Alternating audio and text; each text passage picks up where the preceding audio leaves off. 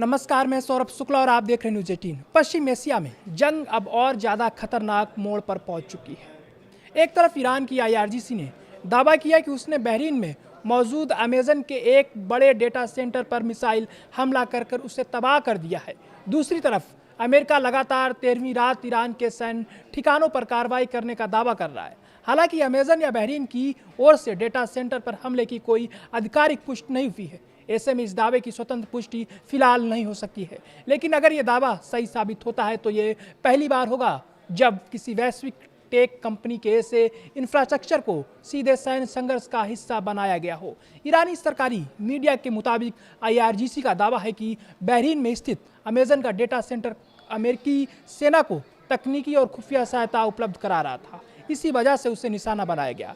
हालांकि इस दावे पर अभी तक ना तो अमेजन ने कोई आधिकारिक बयान जारी किया है और ना ही बहरीन सरकार ने किसी हमले की पुष्टि की है, इसलिए इस दावे को फिलहाल सत्यापित नहीं माना जा सकता है। उधर अमेरिका ने भी अपने अभियान को और तेज कर दिया है। अमेरिकी सेना की सेंट्रल कमांड यानी सेंटॉम ने के मुताबिक भारतीय समय के अनुसार सुबह करीब 5 बजे ईरान के कई सैन्य ठिकानों पर एक और दौर की कार्रवाई शुरू की गई। यह लगातार 13वीं रात है जब अमेरिकी सेना ईरान से जुड़े सैन्य ठिकानों को निशाना बनाने का दावा कर रही है। वाशिंगटन का कहना है कि इन हमलों का मकसद आईआरजीसी की सैन्य क्षमता को कमजोर करना और अंतर्राष्ट्रीय समुद्री व्यापार की सुरक्षा सुनिश्चित करना है। इस बीच ईरान से भी लगातार धमाकों की खबरें सामने आ रही हैं। होर्मुज जलडमरू मध्य के पास स्थित रणनीतिक केसम द्वीप के आसपास कई विस्फोटों की आवाजें सुनाई देने की बात कही गई। अहवाज शहर से भी धमाकों की शुरुआती खबरें मिली हैं। कुछ स्थानीय रिपोर्टों में केसम के ऊपर उड़ रही एक संदिग्ध वस्तु को मार गिराने का भी दावा किया गया है, लेकिन इसकी भी अभी तक कोई आधिकारिक पुष्टि नहीं हुई है। व्हाइट हाउस में आयोजित एक कार्यक्रम के दौरान राष्ट्रपति डोनाल्ड ट्रंप ने ईरान को लेकर सख्त संदेश दिया है।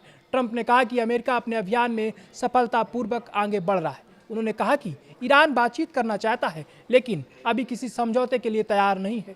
साथ ही उन्होंने दोहराया कि अमेरिका किसी भी कीमत पर ईरान को परमाणु हथियार हासिल नहीं करने देगा। दूसरी ओर ईरान ने भी अपने तेवर और कड़े कर दिए हैं। ईरान की संसद के स्पीकर, विदेश मंत्री और कई वरिष्ठ सैन्य अधिकारियों ने साफ संकेत दिए हैं कि यदि अमेरिकी हमले जारी रहे तो जवाब पहले से कहीं ज्यादा ताकतवर होगा।